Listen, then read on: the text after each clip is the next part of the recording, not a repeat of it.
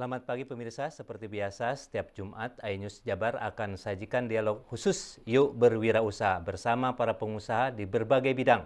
Kami ajak Anda mendalami suka dan duka berbisnis dan berbagai tahapan dalam menggeluti bisnis. Saya Iwan Gunawan dari Jaringan Pengusaha Nasional Jawa Barat akan memandu langsung dialog Yuk Berwirausaha edisi 8 Maret 2019.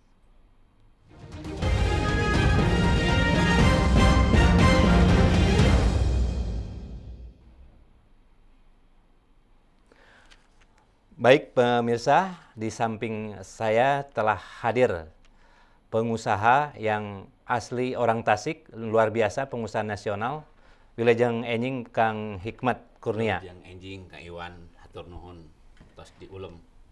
Pak Hikmat, pemirsa, beliau ini selain owner dari grup Agromedia, beliau juga sebagai ketua Ikatan Alumni Unpad. Oh ya. Luar biasa. Itu kegiatan sosial lah Kang Iwan. Baik Kang, gimana dulu mengawali usaha khususnya di bidang bisnis perbukuan ya? Iya. Sebenarnya saya itu karyawan lah ya. Jadi Awalnya, ketika lulus kuliah, kemudian jadi karyawan, merintis jadi editor buku, sampai pada posisi direktur. Nah, ketika direktur kan pasti terbiasa mengolah sebuah usaha. Tapi waktu itu memang ngerasa bahwa ya bagaimanapun direktur orang gajian. Jadi ada pengambil keputusan lain di dalam usaha itu. Dan ketika ide-ide kita mentok, seringkali itu jadi bahan perdebatan, jadi bahan itu. Makanya kemudian pada tingkat tertentu ya memutuskan untuk berwirausaha. Memang repot karena apa? Karena kan kalau bekerja kan paling tenaga, pikiran, waktu gitu kan. Begitu berusaha kan harus ada modal. ya. Padahal begitu keluar kan nggak punya modal gitu kan. Jadi ketika keluar gitu memang dianggap ya kurang waras lah. Orang sudah punya jabatan, gaji baik, fasilitas baik. Ngapain lagi gitu berusaha? Ngapain lagi keluar? Pasti kan itu penghasilan drop. Waktu itu penghasilannya drop ya kira-kira sampai 80% lah. Paling tidak 70%. Nah itu kan hal yang pertama yang harus diyakinkan ketika kita mau berusaha ya keluarga terdekat kan. Saya sudah menikah dan punya anak waktu itu. Jadi istri saya harus diyakinkan bahwa ini kita akan berusaha dan penghasilan pasti drop. Turun. Nah di situ kan ya teman-teman istri bilang ini rada gila nih orang udah mapan ngapain berusaha. Nah, tapi kan usaha itu pilihan lah ya. Usaha itu pilihan sejauh kita yakin, sejauh kita fokus, sejauh kita detil dan ada ukuran kesuksesannya saya rasa layak dijalani. Dan katanya hidup yang menarik itu hidup yang dipertaruhkan dan itulah hidup yang layak dijalani gitu. Jadi kalau tidak bertaruh ngapain kita hidup gitu. Oke Kang.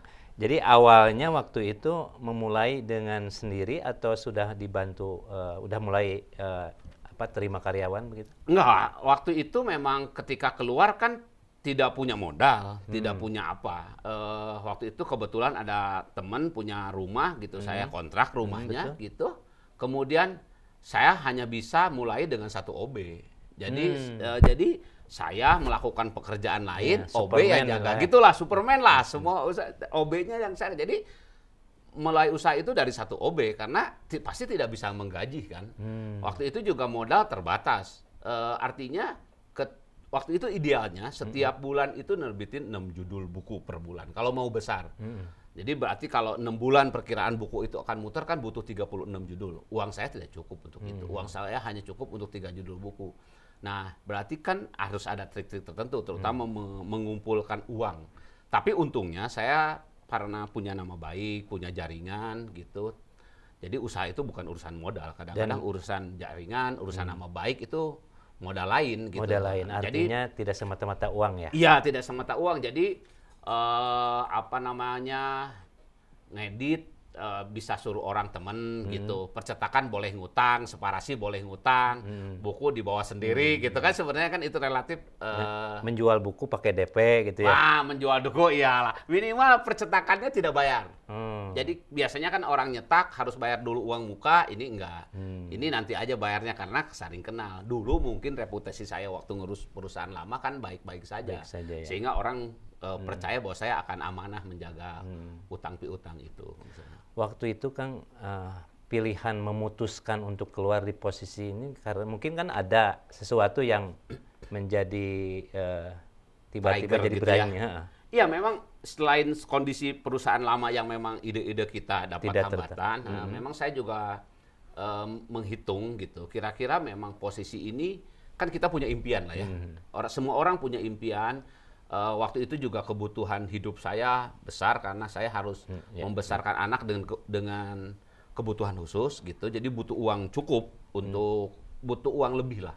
Kalau tidak berusaha tidak ada jalan lain menurut saya. Karena pasti terbatas penghasilannya kan gitu. Kang, sebentar Kang. Pemirsa, bagi yang ingin bertanya bisa menghubungi 022 200 4774 dan nanti akan dikasih hadiah oleh Kang Hikmat Kurnia. Lanjut Kang, strategi pengembangan. Ya, mulai dari satu karyawan lah ya, dengan rumah kontrakan ya tipe 36 lah kira-kira gitu. Sekarang sih ya ada 1.500-an karyawannya. Ya, jadi tersebar di berbagai usaha. Tapi memang pertama memang kita harus punya kemampuan cukup, kemudian mental yang kuat menurut saya, kemudian juga ya semangat yang luar biasa. Karena pertama kerja, bangun usaha 2 tahun pertama, saya bekerja kira-kira 18 jam per hari gitu. Jadi semua hampir dikerjakan semua per hari sehingga banyak hal yang bisa dihemat gitu. Karena apa? Ya karyawannya cuma OB gitu. OB jaga kantor, saya harus moto, harus ngedit, harus hubungi berbagai macam, datang ke percetakan, angkut buku sendiri, jual buku sendiri gitu. Itu kan harus dilakukan. Tapi itu harus mental kuat. Kalau memang ketika memang sudah berkembang, memang yang suka dilupakan oleh itu menurut saya bikin sistem. Kadang-kadang orang juga lupa bikin sistem. Sehingga asalnya kan kita Superman. Kan harus bikin SOP, harus bikin sistem supaya ketika orang lain melanjutkan standarnya sama. Gitu. Luar biasa Kang. Pemirsa, ini semakin menarik. Kita tunda dulu Kang, nanti berbicara tentang sistem. Baik pemirsa, kita break